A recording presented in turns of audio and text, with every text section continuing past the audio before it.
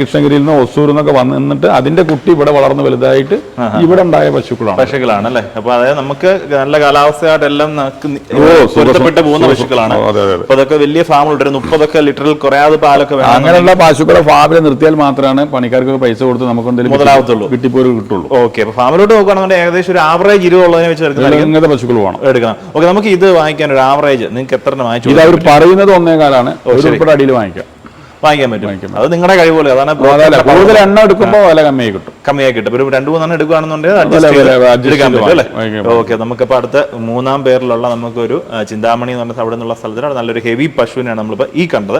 ഇനി അടുത്ത് ചേട്ടാ മധു ചേട്ടാ, ഇത് സാധാ ജേഴ്സി കൂട്ടിലാണ്. ഇത് HF ജേഴ്സിയാണ്. HF ജേഴ്സിയാണ്. ഓക്കെ, ഇത് നമുക്കൊരു 68 രൂപയ്ക്ക് വാങ്ങിക്കാൻ പറ്റും. എത്രാമത്തെ ചേട്ടാ ഇത്?